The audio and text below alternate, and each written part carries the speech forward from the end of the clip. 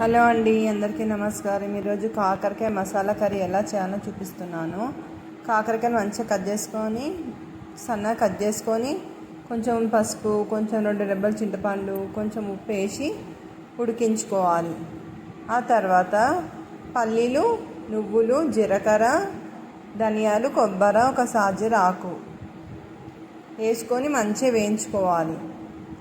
వేయించుకొని ఒక ప్లేట్లో వేసుకున్న తర్వాత అల్లనే నూనె పోసుకొని ఉల్లిగడ్డ, చింతపండు అల్లనే వేసేసుకోవాలి. మంచిగా వేగనివ్వాలి. కొంచెం బ్రౌన్ కలర్ వచ్చినాక వేగిన తర్వాత ఇప్పుడు మనం మిక్సీ కట్టేసుకుందాం. ఇందాక వేయించుకున్న ఐటమ్స్ అన్నీ మిక్సీ కట్టేసుకుందాం. ఇవన్నీ మిక్సీ చేయడం పొడి రెడీ అయిపోయింది. కొన్ని వాటర్ వేసుకోవాలి.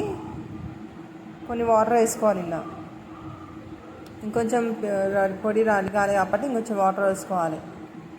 అది వేయించిన తర్వాత ఇప్పుడు ఉల్లిగడ్డ, చింతపండు వేయించింది ఉంది కదా, వేసేసుకుందాం. చూడండి, అల్లం వెల్లిగడ్డ సగం చెంచా వేసుకోవాలి. సగం వేసుకోండి, సరిపోతుంది. మళ్ళీ నూనె వేసాం.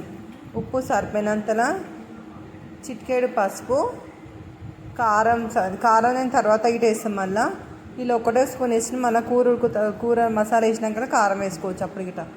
ఎందుకంటే మసాలాలో కొంచెం కారం ఎప్పుడు వేస్తే కొంచెం తెల్లగా అవుతుంది కూర, కాబట్టి నేను మసాలా ఉడుకుతప్పుడు కొంచెం కారం వేస్తాను. జీలకర్ర వేసిన తర్వాత, ఉల్లిగడ్డ వేసిన తర్వాత అల్లం వెల్లిగడ్డ ఒక ఆకేసిన చూడండి. పసుపు వేసుకోవాలి. ఇప్పుడు వేగిన తర్వాత కాకరకాయలు వేయించుకోవాలి.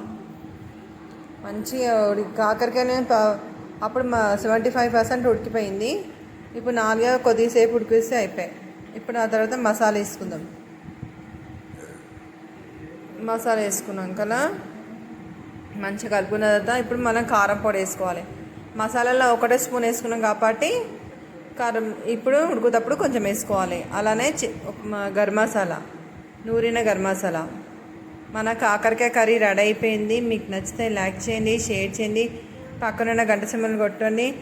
మీరు లైకులు కొడితే నాకు న్యూస్ పెరుగుతుంది.